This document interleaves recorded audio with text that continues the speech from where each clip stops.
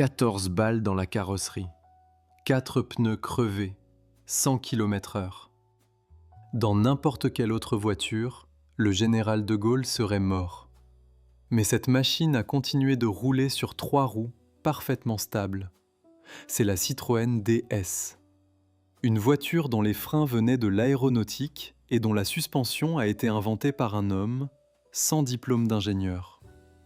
Vous avez explosé l'espace commentaire en me demandant une enquête sur la véritable reine de la route. La voici.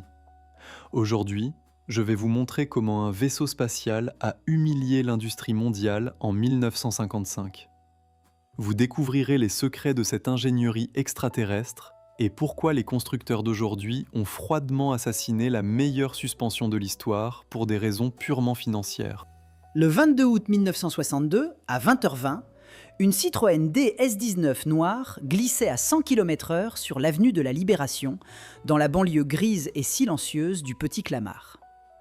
La nuit tombait doucement sur la région parisienne, comme elle tombe sur toutes les choses ordinaires, sans prévenir, sans éclat.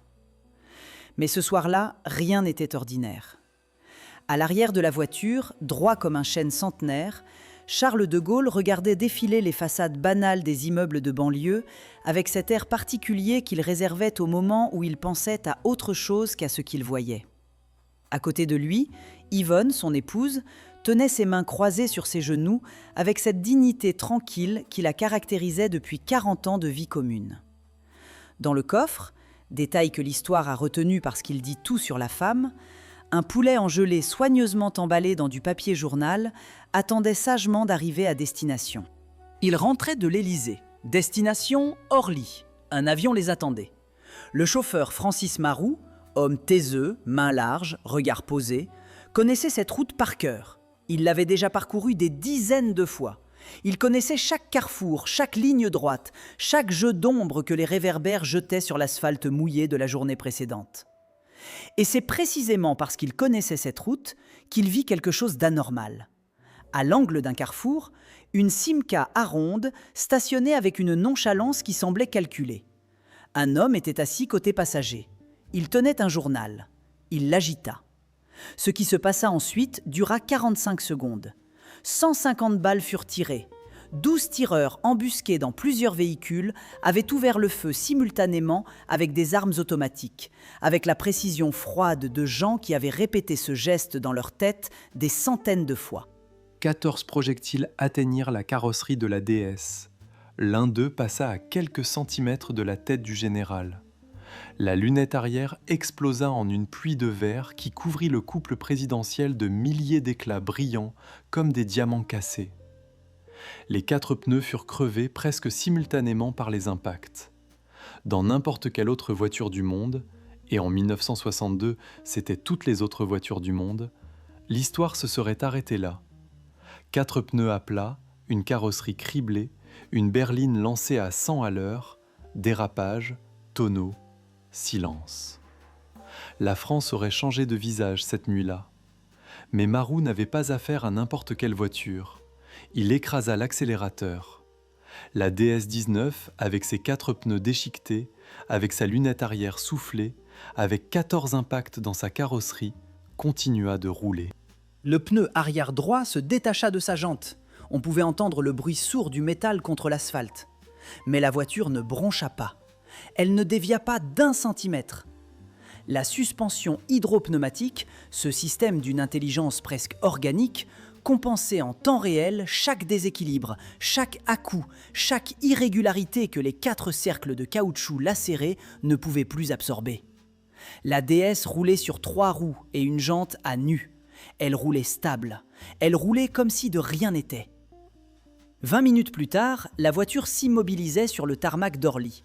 Les portières s'ouvrirent, Charles de Gaulle descendit, ajusta le revers de sa veste avec ce geste machinal qu'il avait en toutes circonstances et posa sur les débris de verre qui jonchaient la banquette un regard qui ne trahissait rien, ni peur, ni colère, ni même une surprise notable.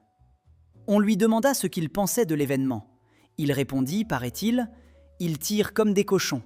Yvonne, elle, s'inquiéta du poulet en gelée.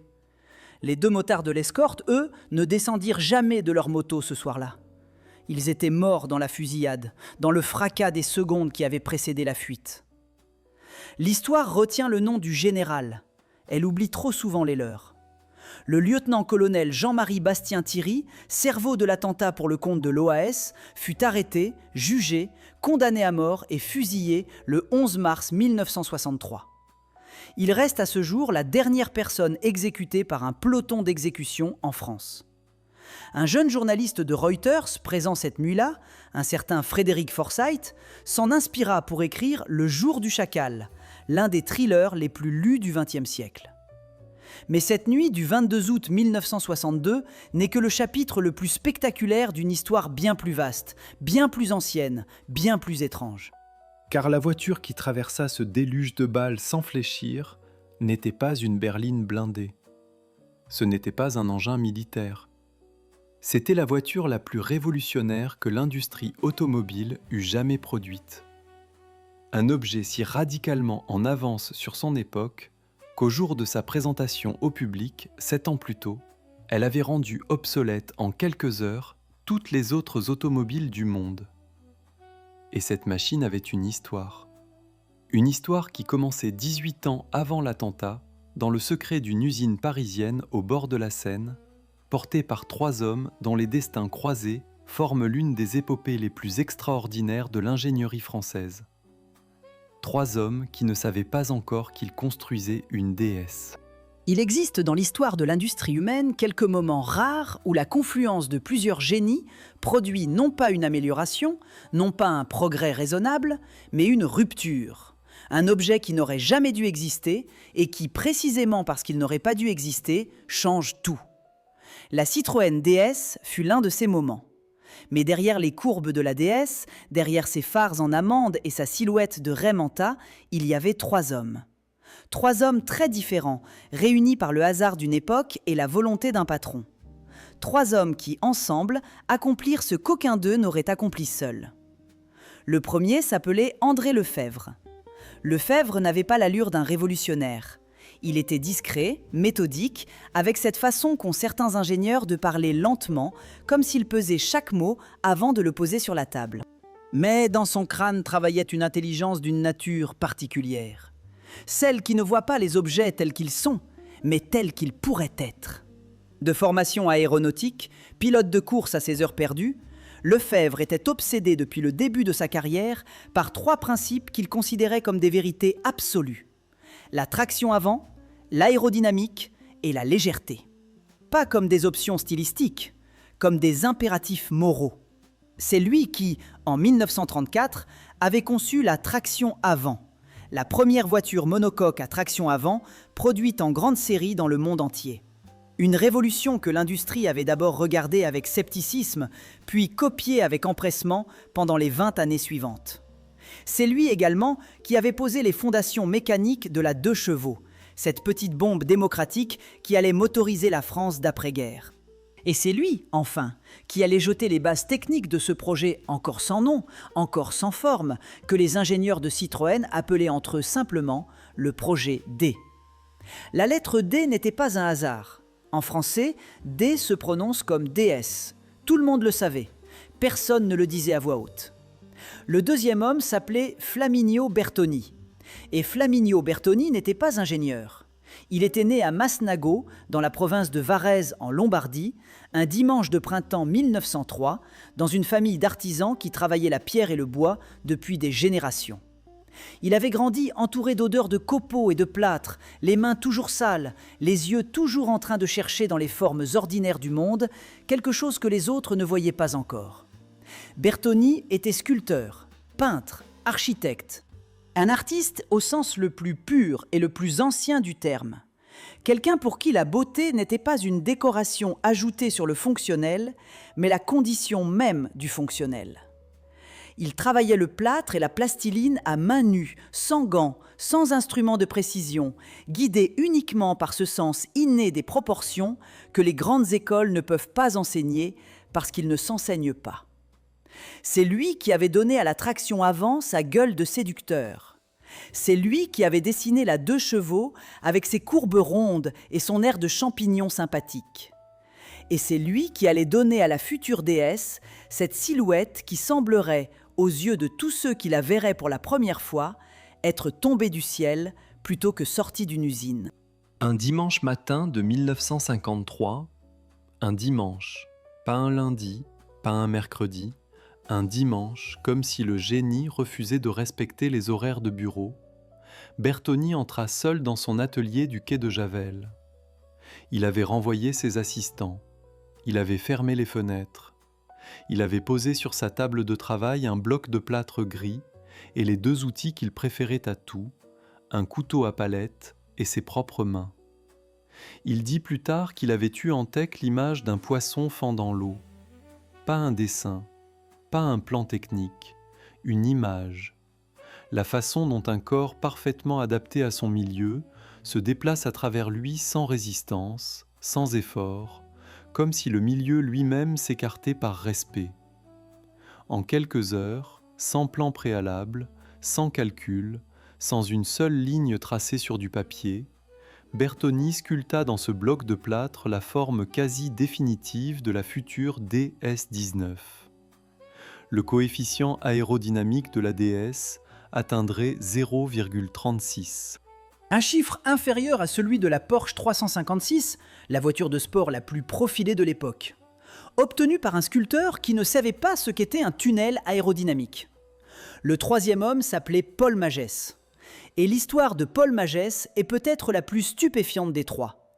Pas parce qu'il était le plus doué, les trois étaient géniaux à leur manière, mais parce que son histoire est une démonstration parfaite, presque cruelle, de ce paradoxe que les grandes institutions n'aiment pas admettre.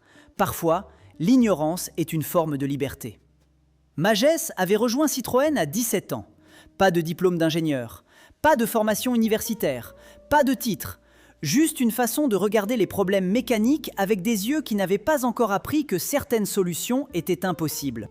Ses collègues le surnommaient le professeur, d'abord avec une ironie légère, puis avec un respect qui grandissait d'année en année à mesure que ces solutions impossibles se révélaient l'une après l'autre parfaitement possibles. C'est pendant l'occupation allemande de Paris que Magès inventa ce qui allait changer l'automobile pour toujours. Les ateliers de Citroën tournaient au ralenti. La plupart des ingénieurs travaillaient le minimum exigé, la tête ailleurs, l'esprit résistant à leur façon. Mais Magès, lui, continuait. Clandestinement, dans les recoins de l'usine, sur des carnets qu'il cachait soigneusement, il développait une idée qui lui trottait dans la tête depuis des années. Une idée que tous ses collègues diplômés lui auraient dit d'abandonner immédiatement si seulement il la leur avait montrée. Remplacer les ressorts et les amortisseurs d'une automobile, ces systèmes mécaniques datant des carrosses du XIXe siècle, par un circuit de fluide hydraulique sous pression couplé à des sphères remplies d'azote. Un système vivant, un système qui respire, un système qui sent la route et s'y adapte en temps réel comme un organisme vivant s'adapte à son environnement. Magès confia plus tard, dans l'un des rares entretiens qu'il accorda, qu'il était convaincu que s'il avait fait des études d'ingénieur, il n'aurait jamais eu cette idée. « On m'aurait appris que c'était impossible, dit-il, et j'aurais cru ce qu'on m'avait appris.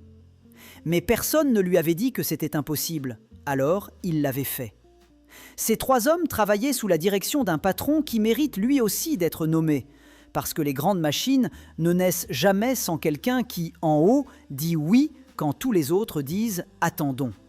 Pierre-Jules Boulanger, président de Citroën, avait lancé le projet en 1938 sous le nom de code VGD, véhicule à grande diffusion. Il avait commandé la 2 chevaux, il avait donné le feu vert au projet D. Il croyait avec une conviction absolue que l'industrie automobile française pouvait, si elle en avait le courage, produire quelque chose que le monde n'avait encore jamais vu. Il ne le vit jamais. Le 11 novembre 1950, sur une route de Corrèze, Boulanger perdit le contrôle de sa traction avant et mourut dans l'accident. La voiture qu'il conduisait ce jour-là était équipée d'un prototype de la suspension hydropneumatique de Magès, l'une des premières versions testées sur route.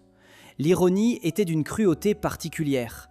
L'homme qui avait lancé le développement de la voiture la plus sûre du monde était mort au volant du prototype de cette même voiture. Son successeur, Pierre Bercot, était un homme de chiffres doublé d'un visionnaire. Là où d'autres auraient ralenti par prudence, Bercot accéléra. Il convoqua Lefebvre dans son bureau et lui donna une directive d'une simplicité absolue, d'une ambition terrifiante. La future voiture ne sera pas un compromis, elle sera la plus avancée du monde, point final. Si une technologie existe quelque part et que nous pouvons l'intégrer, nous l'intégrerons. Si une technologie n'existe nulle part, nous l'inventerons. Le projet VGD était mort. Le projet D était né.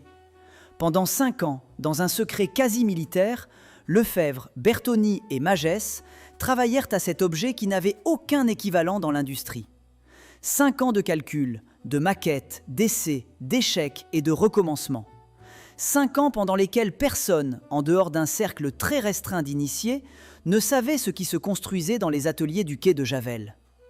En 1954, 1 an avant le lancement prévu, Citroën procéda à un galop d'essai public. La suspension hydropneumatique de Magès fut montée sur l'essieu arrière de la traction avant 15 CVH, la version haut de gamme de la berline vieillissante. Cette version hybride permit au public de découvrir le confort surnaturel de la nouvelle suspension sans révéler le véhicule qui allait en bénéficier intégralement. Un amuse-bouche avant le festin. Les journalistes qui essayèrent cette traction avant étrange, surélevée à l'arrière d'une manière inexplicable, cherchaient les mots pour décrire ce qu'ils ressentaient. La plupart renonçaient aux comparaisons techniques et finissaient par écrire quelque chose comme « on a l'impression de flotter ». Ce n'était pas une métaphore, c'était la description la plus précise de ce que la suspension hydropneumatique de Magès faisait réellement. La vraie déesse attendait encore, mais elle n'attendrait plus longtemps. Le 5 octobre 1955, les portes du Grand Palais s'ouvriraient sur le Salon de l'Automobile de Paris. Et le monde ne serait plus jamais tout à fait le même. Il y a des matins dans l'histoire où l'on sent, sans pouvoir l'expliquer, que quelque chose est sur le point de changer. Pas une guerre, pas une révolution au sens bruyant du terme, quelque chose de plus subtil et de plus durable, une fissure dans l'ordre des choses, un avant et un après dont personne encore ne connaît la frontière exacte. Le jeudi 5 octobre 1955 était un de ces matins-là. Paris s'éveillait sous un ciel d'automne particulièrement clément pour la saison, ce ciel de début octobre qui hésite entre l'or de septembre et le gris de novembre, et finit par choisir une lumière oblique, dorée, qui fait paraître les façades haussmanniennes plus belles qu'elles ne sont. Sur les Champs-Élysées, les platanes perdaient leurs premières feuilles avec cette élégance nonchalante propre aux arbres parisiens. Dans les cafés du 8e arrondissement, les garçons en tablier blanc dressaient les terrasses avec des gestes précis, répétés 1000 fois, parfaitement indifférents à ce qui se préparait à quelques centaines de mètres de là. Au Grand Palais, depuis l'aube, des hommes en bleu de travail faisaient les derniers réglages. Ils ne parlaient pas beaucoup. Ceux qui avaient vu ce qu'ils allaient présenter au monde savaient que les mots étaient inutiles. Ceux qui ne l'avaient pas encore vu devinaient, à la façon dont leurs collègues se taisaient, que quelque chose d'inhabituel se préparait. Sur le stand Citroën, au centre du hall principal, une silhouette était recouverte d'un drap blanc. Elle attendait. Les portes du Grand Palais s'ouvrirent à 10 heures précises.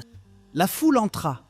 Journalistes, acheteurs professionnels, curieux, passionnés, industriels, photographes, avec cette énergie particulière des premières heures d'un salon automobile, quand chacun espère secrètement être surpris, tout en sachant, par expérience, qu'il ne le sera probablement pas vraiment. Les voitures de 1955 étaient belles, certaines même remarquables. La Peugeot 403 venait d'être lancée. La Mercedes 190 trônait fièrement sur son stand. La Jaguar XK 140 attirait les regards avec ses rondeurs britanniques. Le monde automobile de 1955 était un monde satisfait de lui-même. Il allait cesser de l'être dans quelques minutes. Au stand Citroën, un attaché de presse en costume sombre s'approcha du micro. Il dit quelques mots de présentation que personne ne retint vraiment. Puis, il fit un geste discret vers les techniciens postés de chaque côté du drap blanc. Le drap glissa. Ce qui se passa ensuite, plusieurs témoins le décrivirent de manière différente, mais avec un détail commun à tous les récits. Le silence. Pas le silence poli qui suit une présentation ordinaire. Un silence de stupeur. Le genre de silence qui s'installe quand le cerveau reçoit une information qu'il n'arrive pas à traiter immédiatement parce qu'aucune case existante ne correspond à ce qu'il vient de voir. La DS-19 était là. Elle ne ressemblait à rien. Pas à rien de mauvais, à rien du tout. À aucune voiture connue, à aucun véhicule de série, à aucun prototype, à aucune étude de style publiée dans n'importe quel magazine automobile de n'importe quel pays du monde. Elle semblait appartenir à une catégorie qui n'existait pas encore, venue d'une époque que personne n'avait encore vécue. Sa silhouette était celle d'un poisson, non, d'une raie, non, d'une pensée aérodynamique rendue solide. Le capot plongeait vers l'avant avec une douceur calculée. Les ailes arrière s'élevaient légèrement, comme deux épaules relevées dans un geste d'élégance naturelle. Le toit, d'une seule courbe tendue de l'avant à l'arrière, semblait avoir été moulé par le vent lui-même plutôt que par des mains humaines. Les vitres latérales, sans cadre, donnaient à la voiture une légèreté aérienne qui contredisait physiquement le fait qu'elle était posée sur le sol. Un homme d'une cinquantaine d'années, industriel lyonnais, venu au salon avec l'intention d'acheter une Peugeot, s'arrêta net devant elle. Il resta immobile pendant presque 2 minutes. Sa femme lui prit le bras. Il ne bougea pas. Il signa un bon de commande 20 minutes plus tard. En 15 minutes, 743 personnes avaient signé. En une journée, 12 000 commandes. En 10 jours, 80 000. Aucune voiture dans l'histoire de l'automobile, ni avant ce jour-là, ni dans les 70 ans qui suivirent, ne provoqua jamais une réaction commerciale de cette ampleur, de cette vitesse, de cette unanimité.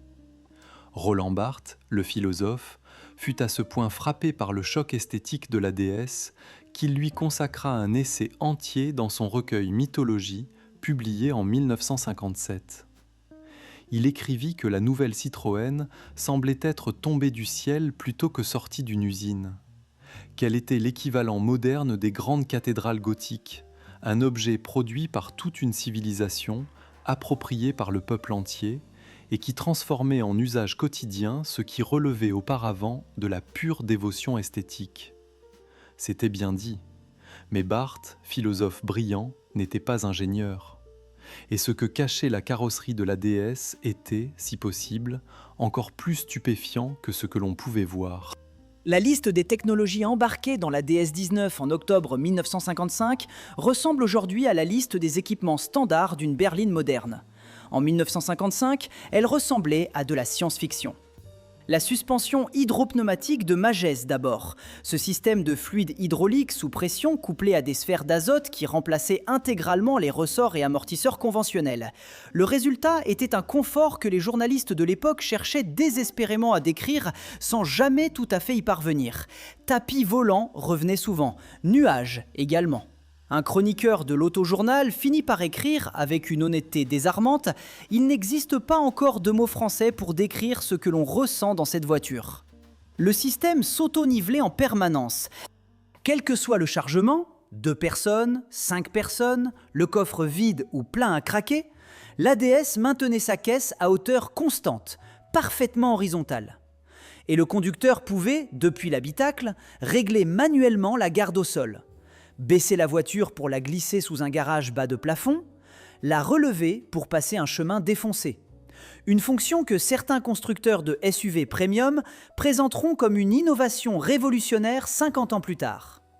Les freins avant étaient à disque, une première absolue sur une berline de grande série. Des disques de 292 mm de diamètre, montés in-board, c'est-à-dire à l'intérieur du châssis plutôt que dans les roues, pour réduire les masses non suspendues et améliorer le comportement dynamique. La pédale de frein conventionnelle avait été remplacée par un champignon caoutchouté au plancher, sensible à la pression plutôt qu'à la course. Une légère pression du pied suffisait à déclencher une décélération foudroyante.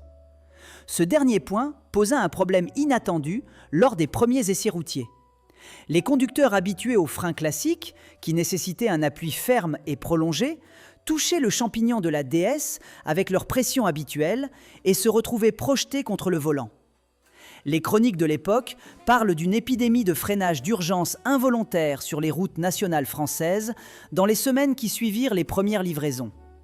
Les gendarmes, perplexes, ne comprenaient pas pourquoi autant de DS neuves finissaient en travers de la route sans raison apparente.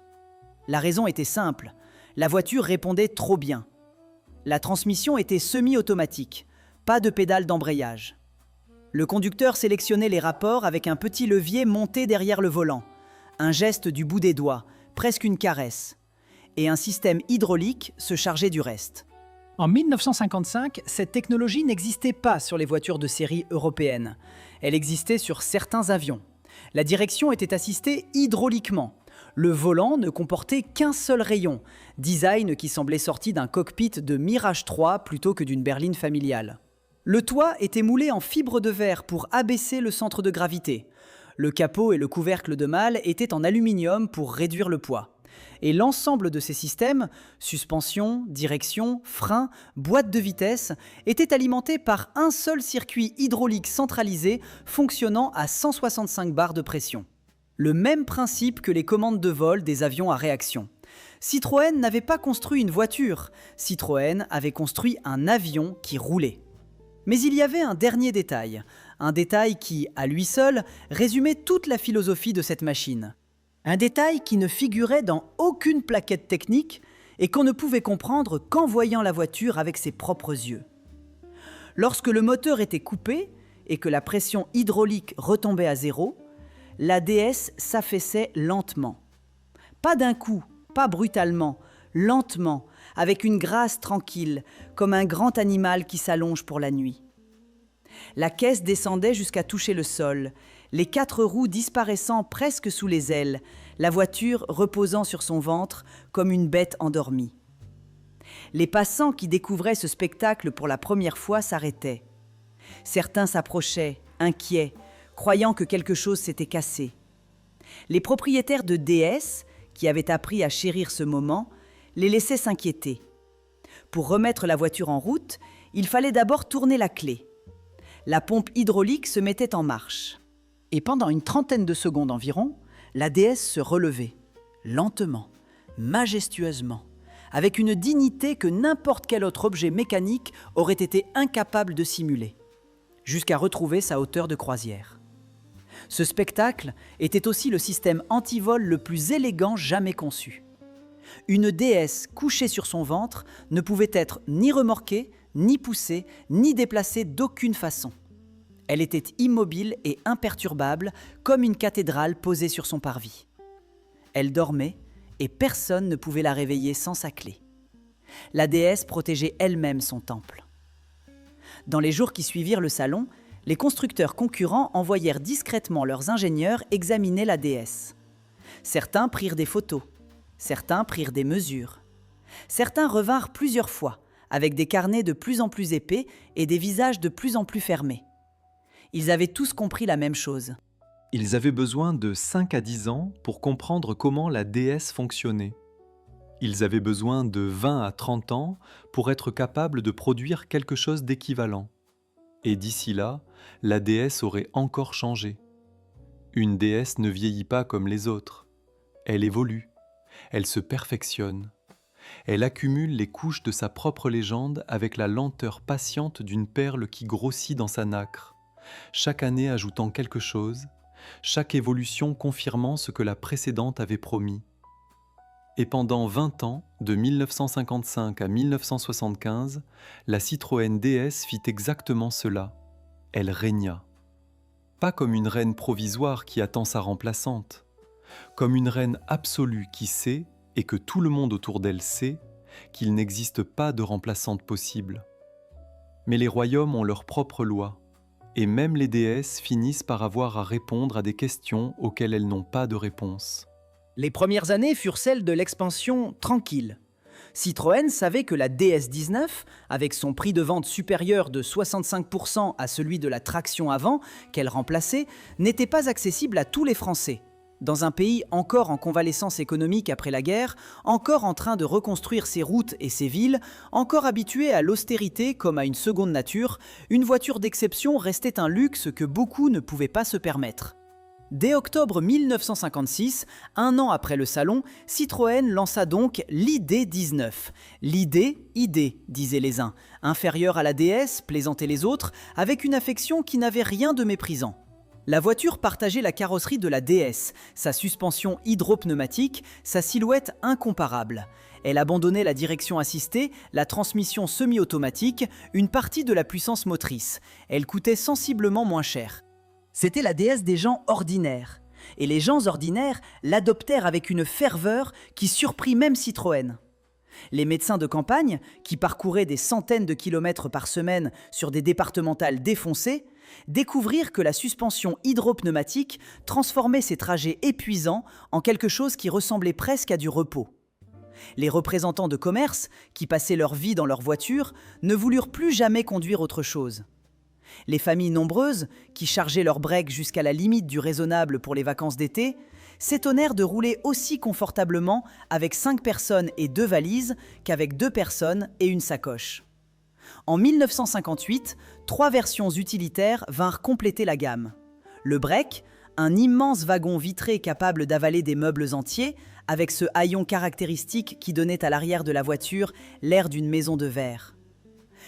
La familiale, équipée de sièges supplémentaires rabattables sous le plancher du coffre, pouvant transporter jusqu'à 8 personnes dans un confort que les cars de tourisme de l'époque auraient été incapables d'égaler. La commerciale, dépouillée de sa banquette arrière, destinée aux artisans et aux livreurs qui avaient besoin d'espace et de fiabilité. La DS n'était plus seulement une berline de prestige, elle était devenue une famille entière, une civilisation automobile à elle seule. Pendant ce temps, Flaminio Bertoni continuait de travailler sur son chef-d'œuvre avec l'obsession tranquille d'un sculpteur qui ne considère jamais une statue comme achevée. En 1959, les ailes arrière furent élargies. Les ailes avant reçurent des prises d'air caractéristiques que les Français baptisèrent immédiatement les cendriers, avec cette façon typiquement française de domestiquer par le surnom ce qui les impressionne trop pour être laissé intact. En 1964, la version Palace introduisit un niveau de luxe inédit. Siège en cuir véritable, garniture raffinée, présentation intérieure digne d'un salon bourgeois du 16e arrondissement. La DS pouvait désormais transporter aussi bien un agriculteur de la Creuse qu'un ambassadeur africain, avec une égale dignité pour les deux.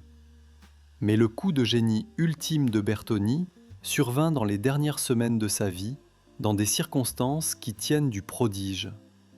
Décembre 1963. Bertoni s'enferma dans son atelier avec un marteau, de la plastiline et des plaques de plexiglas. Dehors, Paris frissonnait sous un froid gris et humide, ce froid de décembre parisien qui s'insinue partout et décourage les promenades. À l'intérieur, Bertoni ne voyait pas le froid. Il ne voyait que la face avant de la DS. Cette face avant qu'il avait toujours légèrement insatisfait, comme un peintre qui sait que son tableau est excellent, mais qu'une chose, une seule, n'est pas encore tout à fait juste. En quelques heures, il détruisit et reconstruisit de ses mains nues la face avant de la voiture. Le résultat fut le nez de requin. Cette pointe effilée et menaçante, ces phares enveloppés dans leur carénage vitré comme des yeux derrière des lunettes fumées, cette ligne d'attaque qui donnait à la voiture quelque chose de prédateur, d'animal, de vivant, d'une façon que les automobiles ne sont presque jamais vraiment vivantes. Le nez de requin allait devenir l'image définitive de la DS, celle que tout le monde a en tête quand on dit Citroën DS, celle qui est encore aujourd'hui considérée comme l'un des plus beaux dessins de toute l'histoire de l'automobile. Moins de 2 mois plus tard, le 7 février 1964, Flaminio Bertoni s'effondra dans son bureau du quai de Javel. Crise cardiaque. Il avait 61 ans. Il travaillait ce matin-là sur un projet de coupé DS qui ne vit jamais le jour. Le sculpteur de la DS mourut sans voir son ultime création sur la route.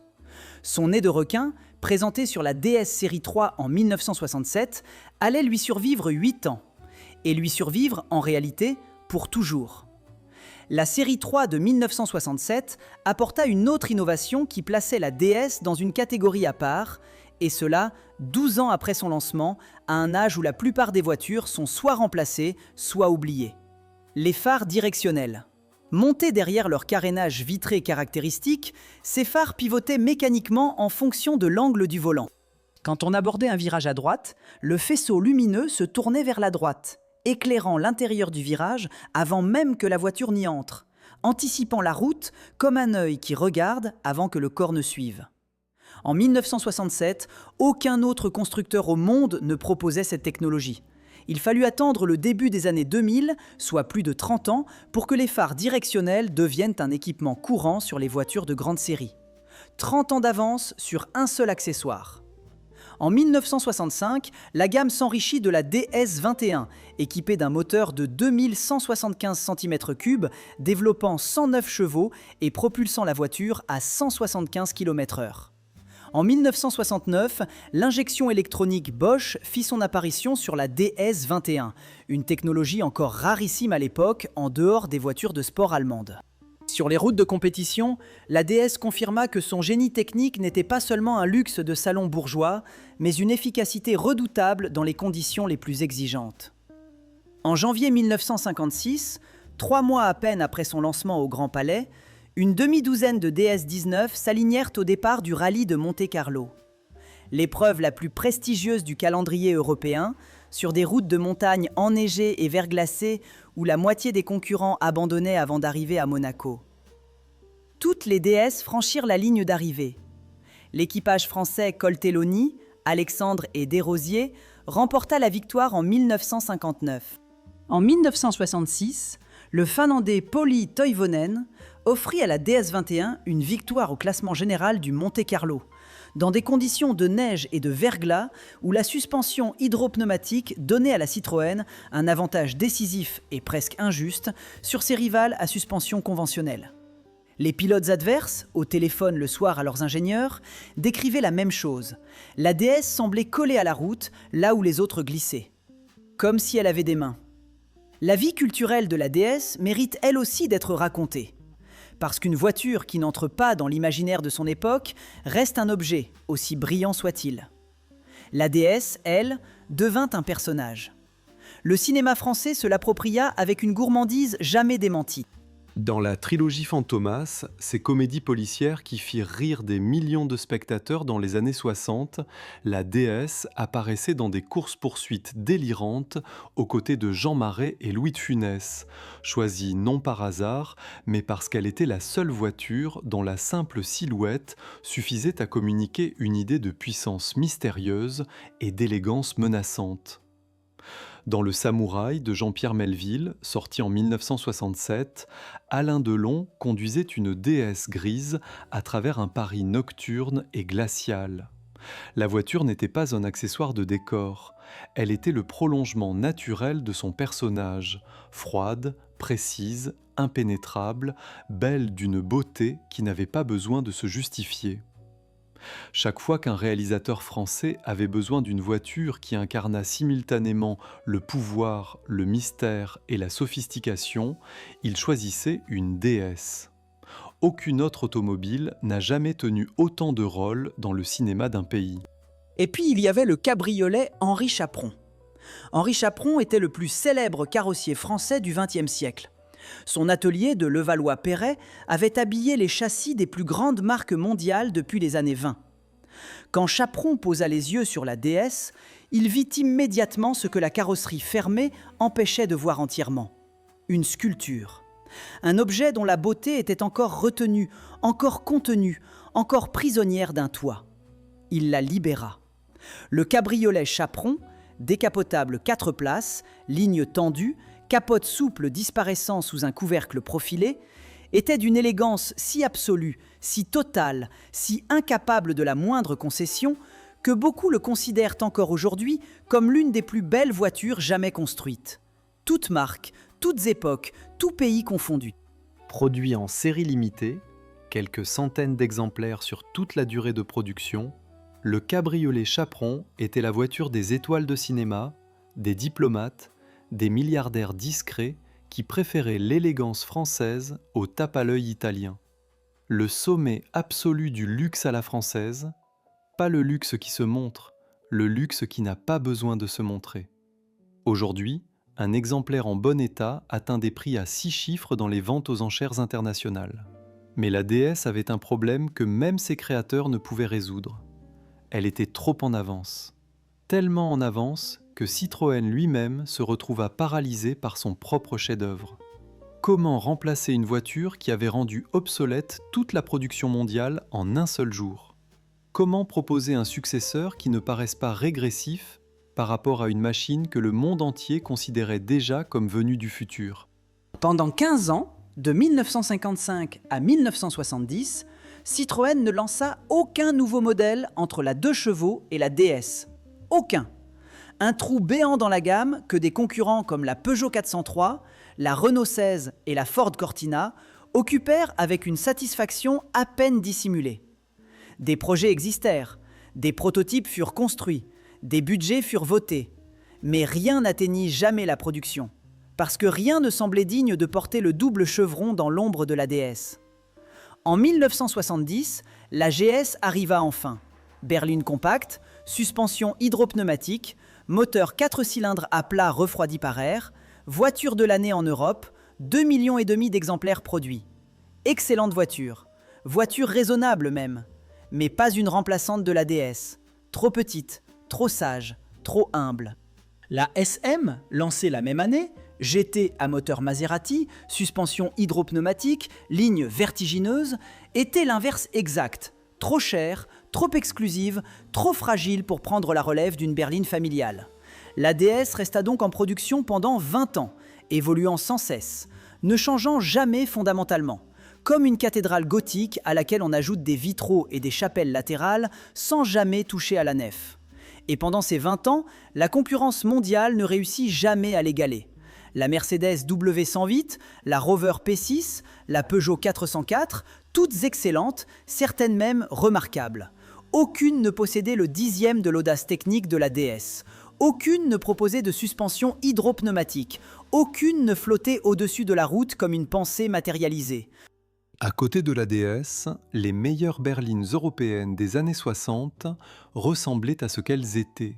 Des voitures très bien faites, ancrées dans leur époque, incapables d'en sortir. Le 24 avril 1975, à l'usine du quai de Javel, l'usine historique fondée par André Citroën lui-même en 1915 pour fabriquer des obus pendant la Grande Guerre, la dernière DS sortit de la chaîne d'assemblage. Le compteur final affichait 1 456 115 exemplaires produits en 20 ans. Des ouvriers qui avaient passé toute leur vie professionnelle à assembler des DS se retrouvèrent ce soir-là sans trop savoir quoi faire de leurs mains. Certains prirent des photos, certains gardèrent un boulon, une garniture, un petit morceau de quelque chose qui avait touché la dernière voiture. Le genre de geste que les hommes font quand ils savent qu'une époque se ferme et qu'aucune autre ne la remplacera vraiment. L'usine du quai de Javel ferma définitivement ses portes quelques années plus tard. Le site fut transformé en parc public, le parc André Citroën, aujourd'hui fréquenté par des familles qui pique-niquent, des enfants qui courent, des joggeurs qui ne savent pas qu'ils foulent l'exact emplacement où des hommes en bleu de travail assemblèrent pendant 40 ans les voitures les plus extraordinaires du XXe siècle.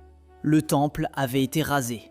Mais les temples rasés continuent d'exister d'une autre façon. Ils continuent d'exister dans la mémoire de ceux qui les ont connus. Les grandes choses ne meurent pas le jour où on les enterre.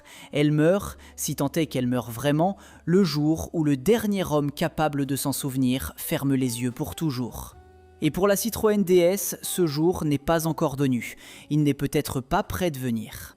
Parce que la DS a fait quelque chose que très peu d'objets fabriqués par des mains humaines ont jamais réussi à faire. Elle s'est insinuée dans la mémoire affective de tout un peuple avec la précision douce et irrésistible d'un parfum d'enfance. Pas seulement dans la mémoire des passionnés d'automobile, dans celle de tout le monde. De la femme de 70 ans qui se souvient encore de la sensation de monter pour la première fois dans la DS de son père, un dimanche matin de 1968 sur une route de Bourgogne. du vieil homme qui garde dans son garage une ID19 rouillée qu'il ne conduit plus, mais qu'il ne peut pas se résoudre à vendre parce que ce serait vendre quelque chose qui ne se revend pas. De l'enfant qui vit une déesse passer dans la rue et se retourna, sans savoir pourquoi, sans avoir jamais entendu parler de Flaminio Bertoni ni de Paul Magès, parce que la silhouette de la voiture lui avait fait quelque chose qu'il ne savait pas encore nommer. La beauté fait ça parfois.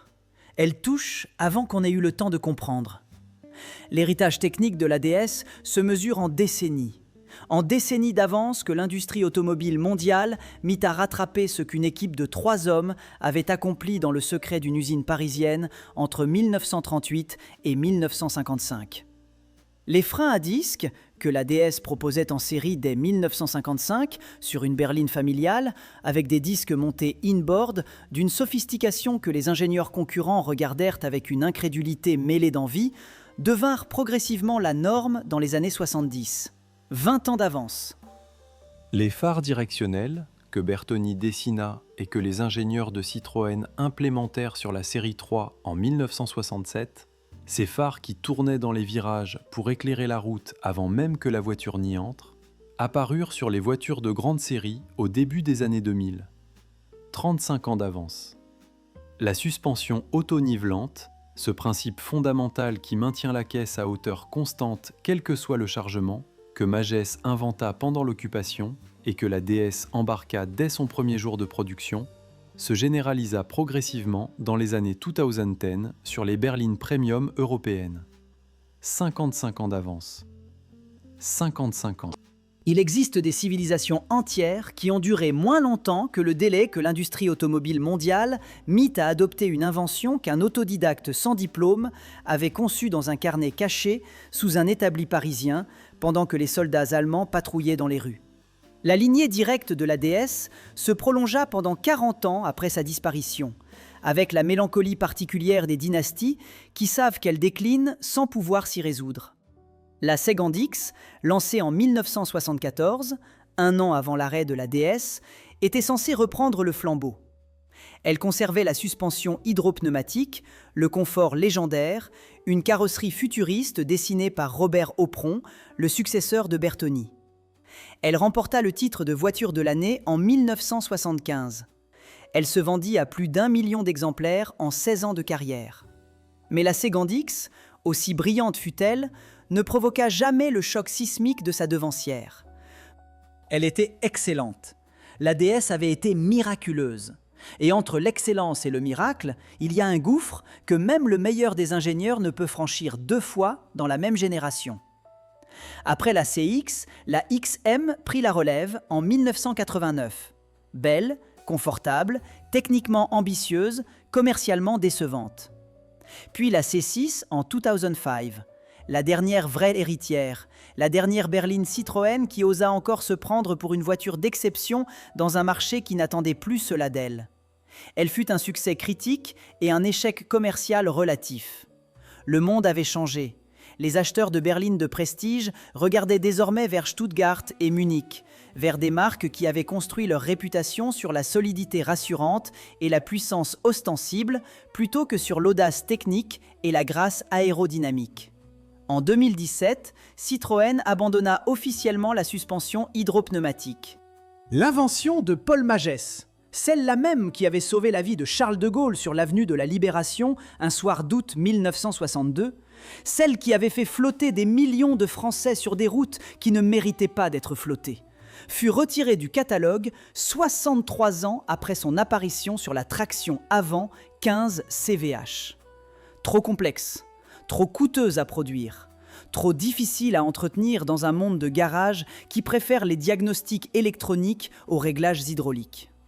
Le professeur autodidacte avait inventé une merveille que même son propre constructeur jugea finalement trop belle pour le monde moderne. Il y a dans cette décision quelque chose qui ressemble à une trahison douce. Pas une trahison brutale, pas un reniement spectaculaire. Une trahison administrative, comptable, raisonnable. Le genre de trahison que les grandes institutions commettent quand elles choisissent la survie sur la grandeur. On ne peut pas leur en vouloir. On peut seulement regretter, en silence, ce que le monde perd chaque fois qu'il choisit la simplicité contre le prodige. Les honneurs vinrent, comme ils viennent toujours, avec le recul que seul le temps permet. En 1999, un jury international de journalistes automobiles du monde entier fut réuni pour élire les voitures les plus influentes du XXe siècle. Ce siècle qui avait vu naître l'automobile, la transformer, en faire le symbole même de la modernité occidentale. Des milliers de modèles produits en 100 ans d'histoire industrielle furent évalués, comparés, pesés. La DS fut classée 3e. Derrière la Ford Model T, qui avait inventé la production de masse et mis l'automobile à portée du peuple ordinaire. Derrière la Mini, qui avait réinventé la voiture compacte et influencé des milliers de modèles pendant 60 ans. 3e voiture la plus influente du XXe siècle.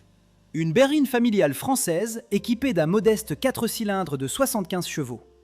Quelques années plus tard, le magazine britannique Classic and Sport Car, la bible mondiale des voitures de collection, publication dont l'autorité en matière de beauté automobile est universellement reconnue, organisa un vote parmi les plus grands experts, collectionneurs et historiens du monde entier pour déterminer la plus belle voiture de tous les temps. Pas la plus belle voiture française, pas la plus belle voiture des années 50, la plus belle voiture de tous les temps. La DS fut couronnée. Devant la Jaguar Type E, devant la Ferrari 250 GTO, devant l'Aston Martin DB5, devant toutes les supercars italiennes, toutes les sportives britanniques, toutes les GT allemandes et toutes les berlines américaines chromées que le XXe siècle avait produites dans un élan de générosité mécanique sans précédent. Un trophée de beauté absolue, décerné à une berline familiale française. Flaminio Bertoni, mort dans son bureau en taillant du plâtre à main nue, aurait sans doute trouvé cela parfaitement normal. Il avait toujours su ce qu'il avait fait. Il n'avait pas eu besoin qu'on le lui confirme. En 2014, le nom DS connut une résurrection inattendue. Citroën créa DS Automobile, marque premium indépendante, positionnée face aux Allemandes, dont le nom rendait explicitement hommage à la DS de 1955. Cette décision fut accueillie avec un mélange d'enthousiasme et de scepticisme par les passionnés. Enthousiasme parce que le nom méritait de vivre au-delà d'un seul modèle. Scepticisme parce que les voitures produites sous cette nouvelle enseigne, aussi soignées soient-elles, n'avaient plus grand-chose en commun avec l'audace technique et esthétique de l'original. Mais le simple fait que Citroën ait jugé le nom DS suffisamment puissant pour en faire une marque entière, 60 ans après la naissance de la voiture, dit tout sur la profondeur de l'empreinte que la DS avait laissée dans la mémoire collective. Certains noms ne vieillissent pas. Ils se transforment en autre chose, en référence, en promesse, en standard invisible contre lequel on mesure tout ce qui porte le même nom sans jamais vraiment l'atteindre. Mais l'héritage le plus profond de la DS n'est peut-être pas dans les classements, ni dans les trophées, ni dans les prix atteints aux enchères par les cabriolets chaperons. Il n'est pas non plus dans les technologies qu'elle légua au monde avec plusieurs décennies d'avance. Il est dans quelque chose de moins mesurable et de plus durable. Il est dans une sensation. Ceux qui ont conduit une DS, ou simplement roulé dedans, enfant, à l'arrière, les yeux mi-clos, incapables d'expliquer pourquoi le monde extérieur semblait soudainement moins brutal, moins heurtant, moins urgent, savent de quoi il s'agit. Ce flottement. Cette impression que la voiture ne touche pas vraiment la route, mais glisse légèrement au-dessus d'elle, que les nids de poules et les pavés et les irrégularités de l'asphalte français n'existent plus vraiment, qu'un matelas invisible a été glissé entre le monde et vous. Ce n'est pas du confort au sens ordinaire du terme, c'est autre chose. C'est la démonstration physique, tangible, irréfutable, qu'une voiture peut être autre chose qu'un moyen de transport, qu'elle peut être une expérience, que la mécanique, poussée assez loin par des hommes assez obstinés, peut produire quelque chose qui s'apparente à de la poésie. Paul Magès ne l'aurait probablement pas décrit ainsi. Il était un homme de solution, pas de métaphore. Mais c'est ce qu'il fit. En 1955, dans une usine au bord de la Seine, un ingénieur aéronautique obsédé par la légèreté, un sculpteur lombard guidé par l'image d'un poisson dans l'eau et un autodidacte sans diplôme qui ne savait pas que les choses étaient impossibles, construisirent ensemble une machine venue du futur. Ils l'appelèrent DS. Les Français l'appelèrent la DS. Et 70 ans plus tard, après les honneurs et les abandons, après les héritières et les trahisons douces, après que la dernière sphère d'azote eût été retirée du catalogue en 2017 et que la dernière usine eut fermé ses portes, le reste du monde n'a toujours pas fini de la rattraper. Pas vraiment. Parce qu'on ne rattrape pas une déesse. On peut seulement espérer un jour comprendre ce qu'elle a essayé de nous dire.